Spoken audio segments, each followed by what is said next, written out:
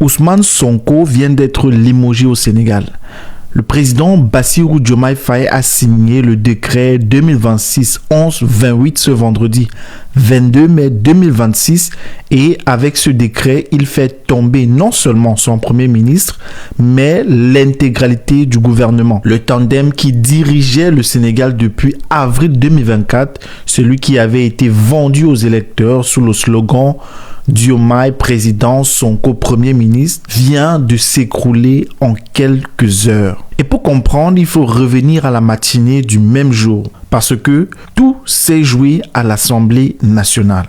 Alors, Sonko était convoqué devant les députés pour une séance de questions d'actualité et il y a tenu 2 discours successifs. Le premier discours portait sur l'homosexualité, le second sur les fonds politiques. Et c'est l'enchaînement de ces 2 dans la même matinée qui a précipité sa chute quelques heures plus tard. Sur l'homosexualité, Sonko a été d'une fermeté totale.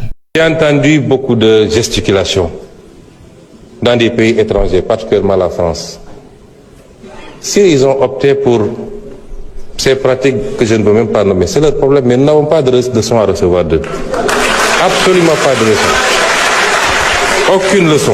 Il a confirmé devant les députés que la loi 2026-08 qui porte les peines de prison à 10 ans et l'amende à 10 millions de francs CFA serait appliquée sans moratoire, sans exception.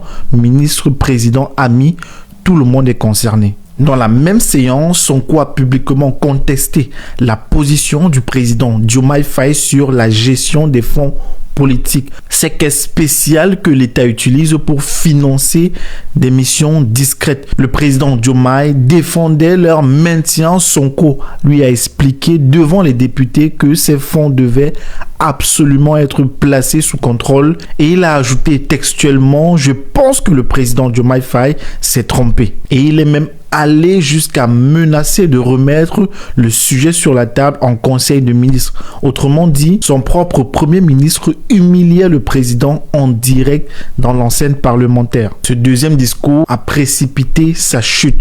Sur l'homosexualité, les 2 hommes sont totalement d'accord. C'est Diomaye Faye qui a promulgué la loi 2026-08 le 31 mars 2026. Sonko ne faisait que défendre la position présidentielle, mais sur les fonds politiques, Sonko a concrétisé son président dans l'hémicycle, devant les caméras, devant le pays entier. Les tensions ne datent pas d'hier. Depuis le remaniement de septembre 2025, on voyait déjà que Sonko ne se résignait pas à son rôle de Premier ministre. Il continuait de se comporter en vrai leader du PASTEF, un homme fort en celui qui avait fabriqué Diomaye depuis sa cellule de prison en mars 2024. Il visait ouvertement la présidentielle 2029 et il reprochait régulièrement à Diomaye de ne pas en faire assez pour lever les empêchements judiciaires qui pèsent encore sur son éligibilité. Et un président de la République ne peut pas tolérer un premier ministre qui, le matin même, le crée publiquement d'erreurs dans l'hémicycle, qui menace de passer en force en conseil de ministres et qui en plus endosse la posture populiste